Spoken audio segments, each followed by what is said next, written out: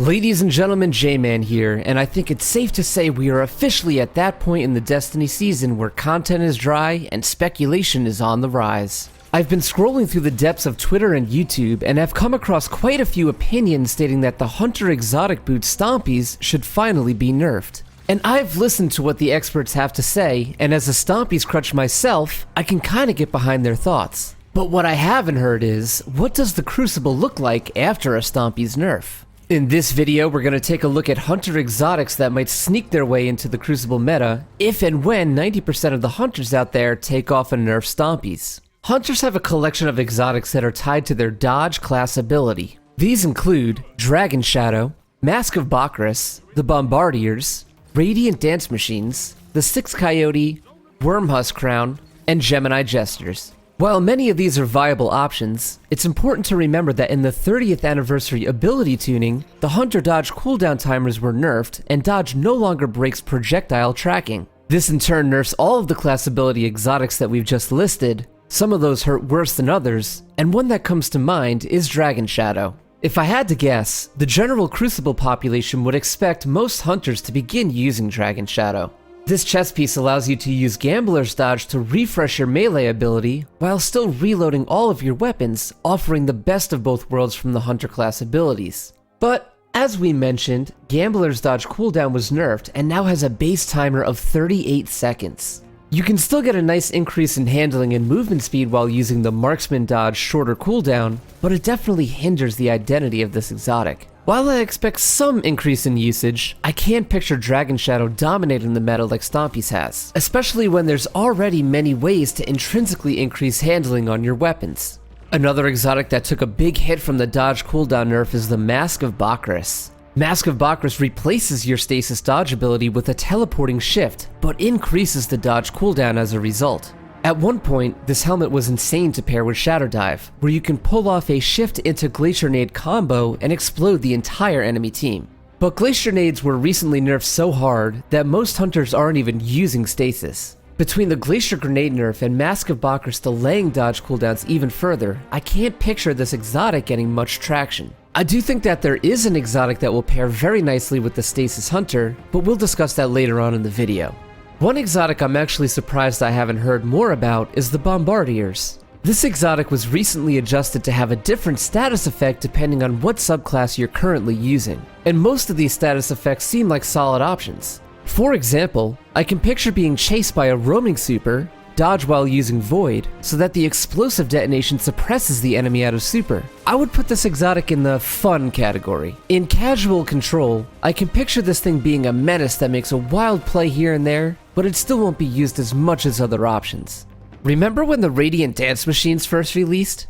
These boots were so busted when paired with the Winter Shroud slow effects that Bungie had to disable them from the Crucible. The rework they received basically made them useless in PvP, so I'm not even going to cover them here.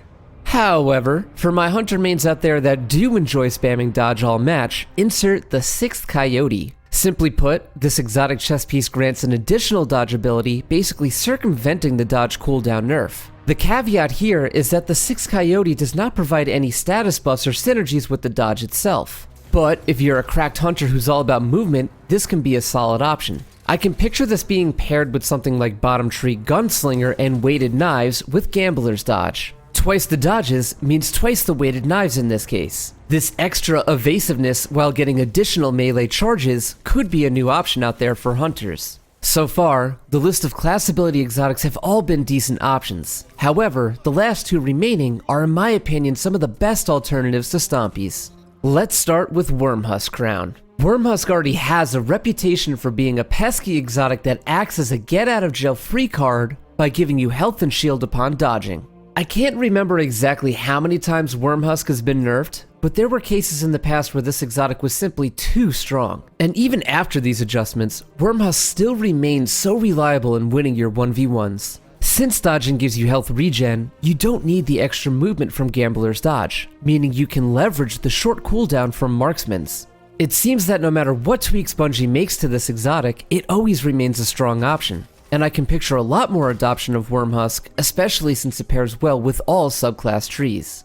And then there's Gemini Jesters. Ever since the 30th anniversary ability tuning, there's been a rise in the Invis Top Tree Tether. Night Stalker is a tier 3 super cooldown, meaning you'll get super faster, and with a strong neutral game, it makes sense as to why hunters are gravitating towards this subclass. And a great combo with invisibility is also disorienting enemies and removing their radar. Playing against Gemini Jesters is one of the toughest tasks out there. A coordinated team can remove radar and pounce on an off-guard enemy all while being invisible, making it really difficult to counter. Out of all the dodgeability based exotics out there, I would definitely expect to see Wormhusk Crown and Gemini Jesters to replace Stompees. But there are other strong options out there that are not tied down to the Hunter class ability. I rarely see this exotic out in the wild, but when I do play against Khepri Sting, I normally lose. While using Bottom Tree Night Stalker, throwing your smoke bomb at your feet will give you True Sight, or wall hacks. On Hunter, normally you need to engage with the enemy to activate True Sight. For example, getting a headshot kill while crouched on Spectral Blades. But in this case, you can control when you receive wall hacks all on your own. In the 30th anniversary ability tuning, the Vanish and Smoke actually reduced its base cooldown timer from 96 to 75 seconds, so you can now activate Khepri Sting more frequently. This exotic may not be as easy to use as Wormhusk or Geminis, but could be an option in the future. And that reduced cooldown for Vanish and Smoke helps more than just Khepri Sting.